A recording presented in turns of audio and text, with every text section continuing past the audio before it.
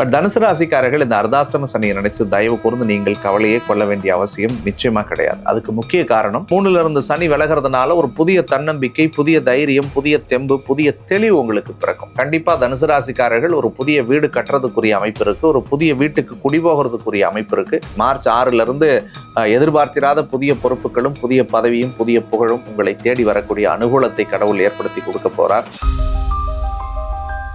சனிப்பெயர்ச்சி பலன்கள் 2026 நிகழ்ச்சிக்கு உங்களை அன்போடு வரவேற்கிறேன். நான் உங்கள் ஜோதிடர் அருண்குமார் பேசுகிறேன். நீண்ட நெடும் நாட்களுக்கு பிறகு ரெட்ரோ ஆன்மீகம் நேயர்கள் அனைவரையும் சந்திக்கிறதுல ரொம்ப ஒரு சந்தோஷம். சனிப்பெயர்ச்சி வாக்கிய கணித பஞ்சாங்கப்படி வரக்கூடிய மார்ச் மாதம் 6ஆம் தேதி காலையில 8:24 சனி பகவான் இப்பொழுது இருக்கக்கூடிய கும்ப ராசியிலிருந்து தன்னுடைய அடுத்த வீடான மகர ராசிக்கு பயிற்சி ஆகிறார். சனி பயிற்சி அப்படின்னு வந்துட்டாலே பொதுவா எல்லாருக்குமே ஒரு மிகப்பெரிய எதிர்பார்ப்பு இருக்கும். ஏன்னா நல்ல கிரகங்கள் பயிற்சி ஆகும் பொழுது இருக்கக்கூடிய எதிர்பார்ப்பை விட சனி பகவான் அப்படின்னு சொல்லக்கூடியவர் எல்லாருக்குமே ஒரு பெரிய பதட்டத்தையும் பயத்தையும் நமக்குள்ள ஏற்படுத்தி இருப்பார். அந்த சனி பயிற்சி வருது. ஏன்னா நவகிரகங்கள்ல ரொம்ப நீண்ட நெடும் நாட்களுக்கு இருந்து பயிற்சியா பலன் தரக்கூடியது சனி பகவான் தான். 2.5 வருட காலங்கள் அவர் இருக்க போறார். அப்படி மீன ராசியில குருவோட வீட்டுல சஞ்சரிக்கக்கூடிய சனி பகவான் என்ன மாதிரியான பலன்களை 12 ராசிக்காரர்களுக்கும் கொடுக்க போறார் அப்படின்றத தான் நம்ம இந்த வீடியோல பேச போறோம். அதுல பல ராசிக்காரர்களுக்கு 7.5 சனி முழுமையாக முடியுது, பல பேருக்கு 7.5 சனி தொடங்குது. அதே மாதிரி சில ராசிக்காரர்களுக்கு அர்த்தாஷ்டம சனி முடியுது, அதே மாதிரி கண்டக சனி, அஷ்டம சனி அப்படின்னு சொல்லி பல சனிகள் முடியுது. சில பேருக்கு தொடங்கக்கூடிய நிகழ்வும் நடக்க காத்திருக்கு. இந்த 7.5 சனி அப்படின்ற ஒரு மிகப்பெரிய கடல்ல மாட்டிக்கிட்டு தவிச்சு ஒரு பெரிய விடுதலையை அடையக்கூடிய ராசிக்காரர் யாருன்னு சொல்லி பார்த்தோம்னா மகர ராசிக்காரர்களுக்கு இந்த 7.5 சனி கம்ப்ளீட்டா முடியுது. ஸோ அதற்கடுத்தது அஷ்டம சனியில மாட்டிட்டு கஷ்டப்பட்டு இருந்த கடகராசிக்காரர்களுக்கு இறைவனுடைய அருளோடு இந்த அஷ்டம சனியினுடைய தாக்கங்கள் எல்லாம் அந்த மார்ச் 6ஓட முடியுது. அர்த்தாஷ்டம சனியில ஒரு மிகப்பெரிய சூழலுக்குள்ள மாட்டிக்கிட்டு ஒரு 2.5 வருஷமா போராடின விருச்சிக ராசிக்காரர்களுக்கு அர்த்தாஷ்டம சனி முடியுது. இந்த சொன்ன 3 ராசிக்காரர்களுக்கு சனியினுடைய தாக்கமும் சனியோட பாதிப்பும் இவங்களுக்கு விடுபடுது. இதுல இருந்து ஒரு பெரிய நீண்ட ஒரு மன நிம்மதி, மன நிறைவை அடையக்கூடிய இடத்துக்கு இவர்கள் நகர்கிறார்கள். அதுக்கு அடுத்தது இந்த 7.5 சனி தொடங்கக்கூடிய ராசியா பார்க்கப்படக்கூடியது மேஷராசிக்காரர்களுக்கு 7.5 சனி ஆரம்பிக்குது. அஷ்டமத்து சனி சிம்மராசிக்காரர்களுக்கு அஷ்டம சனி தொடங்குது. அதற்கு அடுத்தது தனுசு ராசிக்காரர்களுக்கு அர்த்தாஷ்டமம் அப்படின்னு சொல்லக்கூடிய 4வது இடத்துல சனி தொடங்குது.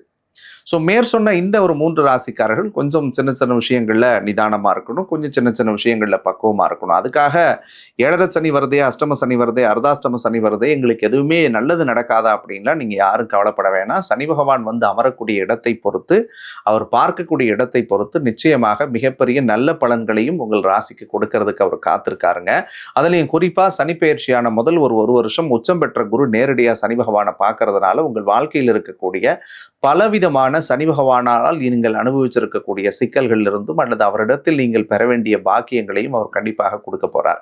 ஸோ 12 ராசிக்காரர்களுக்கு சனி எந்தெந்த மாதிரியான பலன்களை கொடுக்க போகுது அப்படின்றத இனி வரக்கூடிய ஒவ்வொரு வீடியோலையுமே உங்க கூட நான் பிரத்யேகமா பகிர்ந்துக்கு காத்திருக்கேன். ஸோ வாங்க ஏற்றுக்கொள்ள போகலாம். தனுசு ராசிக்காரர்களுக்கு இதுவரைக்கும் ராசிக்கு 3வது இடத்துல இருந்த சனி பகவான் தன்னுடைய அடுத்த வீடான 4வது இடம் அர்த்தாஷ்டமத்துல வரார்.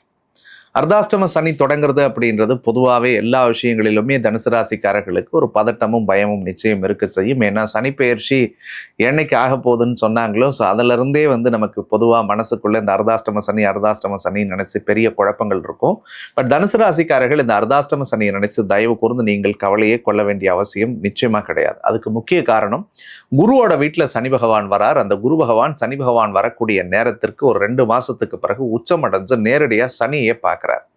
அப்ப சனி பார்வை என்பது அந்த குருவின் மீது படும்போதோ அல்லது குருவினுடைய பார்வை சனி மீது படும் பொழுதோ அந்த பாவ கிரகத்தினுடைய தாக்கம் என்பது நிச்சயமாக குறைய ஆரம்பிக்குங்க.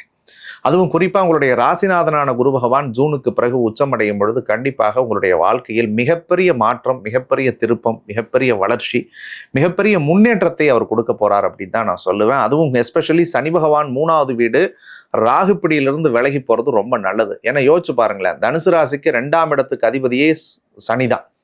அந்த சனி பகவான் ராகுவோட மாட்டினதுல இருந்தே குடும்பம், வாக்கு, சுகம், தனம், கல்வி, பொருளாதாரம் இந்த 5 இடத்துல அவர் கடுமையான தடைகளை கொடுத்துக்கிட்டே இருந்திருந்தார்.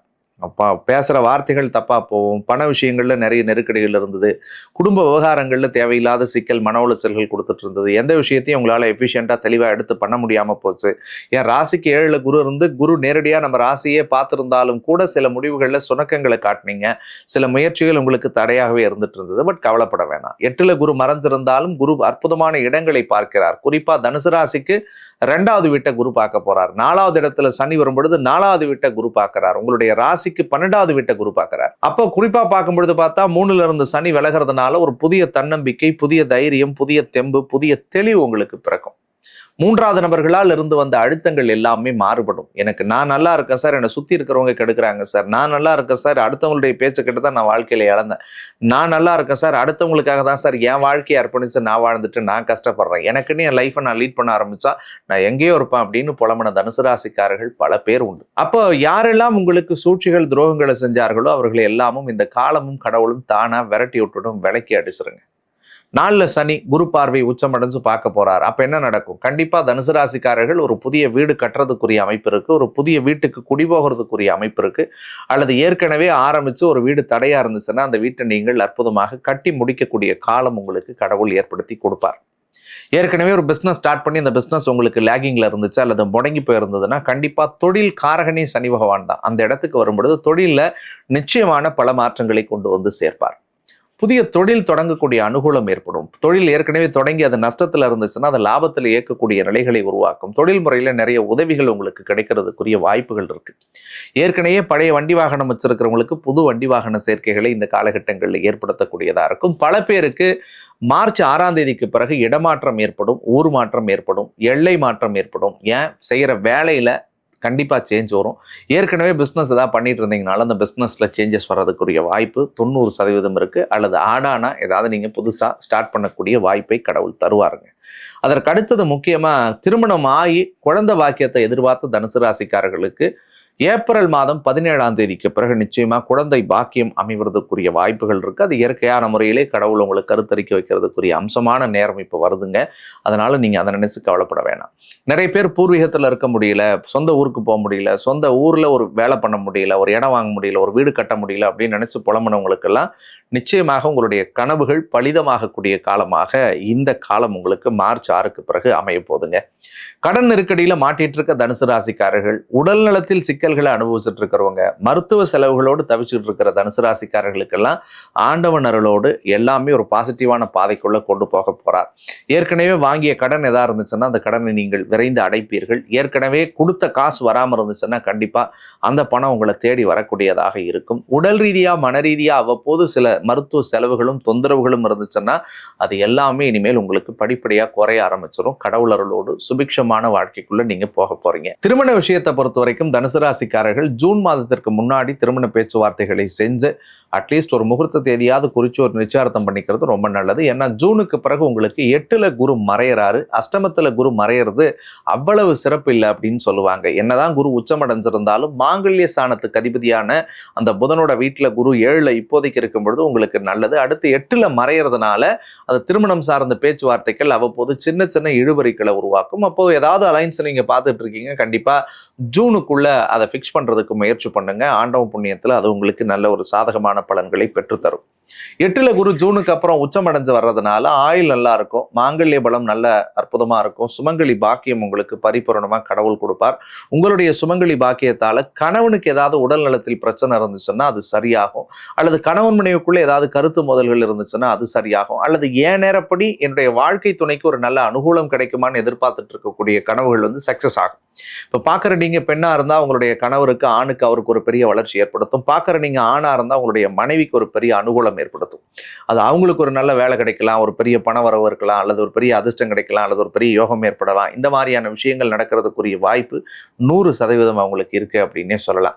ஸோ ரொம்ப முக்கியமா பார்க்கும் பொழுது பார்த்தா தனுசு ராசிக்காரர்களுக்கு 9ல் கேது, அப்பாவோட உடல் நலத்துல கவனம், தந்தை வழி உறவுகள்கிட்ட கவனம், பூர்வ புண்ணியத்துல அந்த பூர்வீகத்துல சொத்து பத்து ஏதாவது இருந்துச்சுன்னா அதில் வந்து பிரிக்கிறது கொள்றதுல தேவையில்லாத சண்டைகள் வரலாம், பங்காளி வழியில தேவையில்லாத சண்டை வரும். அதெல்லாம் கொஞ்சம் நீங்க கவனமா பார்த்துக்கணும்.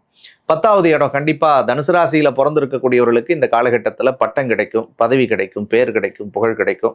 அரசியல் துறை சார்ந்து இயங்கக்கூடியவர்களுக்கு மிகப்பெரிய அனுகூலம் ஏற்படுங்க. மார்ச் 6ல இருந்து எதிர்பார்த்திராத புதிய பொறுப்புகளும் புதிய பதவியும் புதிய புகழும் உங்களை தேடி வரக்கூடிய அனுகூலத்தை கடவுள் ஏற்படுத்தி கொடுக்க போறார். ராசிக்கு 11ஆம் இடம் லாபஸ்தானம் அப்படின்றது சுக்கிரனோட மனையா இருக்கிறதுனால கண்டிப்பா நிகர லாபம் பார்ப்பீங்க. இதுக்கு முன்னாடி 5ம் பத்தல 50ம் பத்தல 5 லட்சமும் பத்தலன்னு சொன்ன தனுசு ராசிக்கெல்லாம் கடவுள் புண்ணியத்துல நல்ல பொருளாதார முன்னேற்றத்தையும் பொருளாதார வரவையும் கடவுள் ஏற்படுத்த போகிறார். ரொம்ப குறிப்பா 12வது வீடுன்னு சொல்லக்கூடிய தெய்வ வழிபாட்டு ஸ்தானத்தை குரு பார்க்கிறாருங்க. அப்ப நீங்கள் இதுக்கு முன்னாடி கையெழுத்து வணங்கி கடவுள் கொடுக்கலன்ற எல்லா விஷயங்களையும் ஆண்டவனுடைய அருளோடு உங்களுக்கு கடவுள் இந்த காலகட்டங்களில் கொடுப்பார். அதெல்லாம் ஒரு பெரிய மாற்றம் கிடையாது. நிறைய பேருடைய வெளிநாட்டு கனவுகள் நனவாகும், தூரதேச பிரயாணங்கள் நடக்கும், கடல் கடந்து வாணிபம் செய்யக்கூடிய வாய்ப்புகள் உங்களுக்கு பலிதமாக மாறும். அதே மாதிரி விரய செலவுகள் எல்லாம் கட்டுக்குள்ள வந்து சுப விரயங்களை பண்ணுவீங்க. நல்ல காரியத்துக்கு 10 ரூபா செலவு பண்ணக்கூடிய அனுகூலங்களை ஏற்படுத்தும். ஸோ ஒட்டுமொத்தத்துல தனுசு ராசிக்காரர்களுக்கு அர்த்தாஷ்டமத்தில் சனி வந்தாலும் ராகுவை விட்டு சனி விலகிறது. 2ஆம் அதிபதி 3ஆம் அதிபதி அவர் தான். குடும்ப ஸ்தானத்துக்குரியவரும் தைரிய ஸ்தானத்துக்குரியவரும் இதுவரைக்கும் கடுமையான சூழல்களில் சிக்கலை கொடுத்திருந்தாலும் குரு வீட்டிலே போய் அந்த குரு பார்வை படுறதுனால கவலைப்பட வேணாம்.